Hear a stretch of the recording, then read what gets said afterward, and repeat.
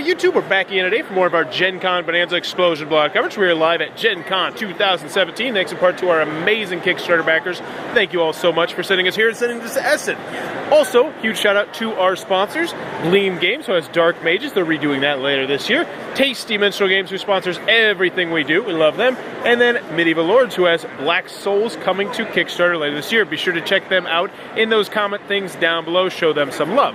But right now, I'm very excited. If you saw our top 10 most anticipated games of Gen Con, I don't remember if this is my number 1 or my number 2, but we're about to learn about Storm Hollow with one of the creators, Angela here. So what exactly is all of this? What is going on? Storm Hollow is a storytelling adventure game, a cooperative storytelling adventure game for 2 to 7 players that plays in about an hour.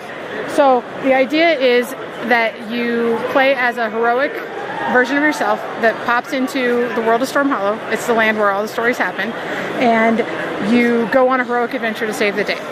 So the players don't need to know any of the rules to play the game. It's accessible for casual gamers, children as young as 5 years old, but there's a lot of depth that you can add in as you play, so it could be played by adult groups and gamers too, and also alongside kids. It has a 3-beat story structure, so you start off with an invitation, which is where the heroes learn about what the problem is for the adventure. Then it has a journey, and that's kind of the bulk of the adventure, where there's a lot of different tasks that they solve. Those are open-ended problems. There's not a solution in mind, but the heroes get to use their creativity and decide how to approach the problems.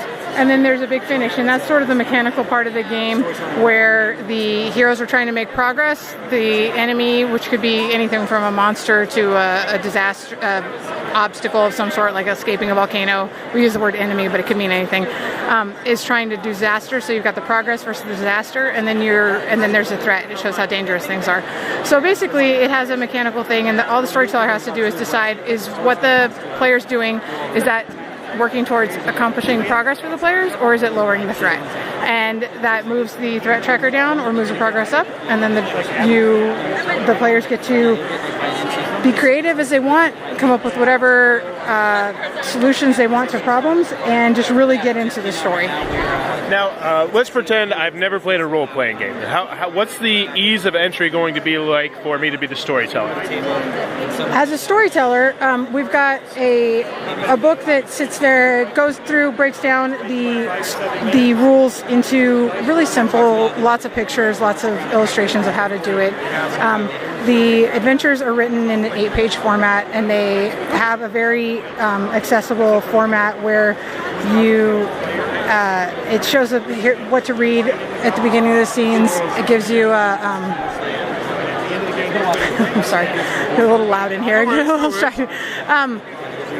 So on the big finish, which is the most mechanical part, and that's the part that a lot of people struggle with when they're a new storyteller, is how do I manage like the big part of the story? It's really simple, because you look at the threat tracker, and if it's in the red, then they take this action. If it's in the yellow, they take this action. If it's in the blue, they take this action, which is this part right here. So you just look at the action, and wherever it is, that shows what happens during that part. So it's really mechanically bolted and made easy for the storyteller on that part. And we have 5 pre-made adventures that are in the Preludes book that set it up for the storyteller, that kind of lead you into how to do a story really easy. And then we have a bunch of scenes, we call them scenes to go. They're pieces of stories that you can kind of snap together from beginning to end, a beginning, middle, and end that you can put together in any order you choose. And that makes it really easy for a new storyteller to kind of mix and match puzzle pieces to build their own adventures. And then we go through and strip it back and show you step by step how you create your own adventures, the templates that we use to do that. So from a new storyteller point of view, a lot of our storyteller's guide is focused too on storytelling skills and how to approach that for the first time. All right, and is this out now? Is this coming out soon? We have them out here at the show. They're available on GameSaloot's website until we sell out this print run. And then we are working on a core set that will be kickstarting soon, hopefully, to reprint the basic version of the game. So if people want to get on this, they need to get on this now if they want the original. Yeah, if they want the big deluxe set, which is what you're seeing here, all the components, all the Kickstarter and pre-order stuff, what we have here at the show is all that there is on this set. And it's available at stormhollow.com or gamesalute.com/stormhollow. But we are working on trying to get it in a core set form so that it can be available for more people. Well, thank you very much. That is Storm Hollow from Game Salute. If it looks like something you might want to start doing with your family or with your friends, definitely might want to check this one out. If you're enjoying this Gen Con coverage, please be sure to click on that subscribe button down below, and in the comments below, let me know. Have you ever gone dog sledding? Dog sledding? No, I haven't.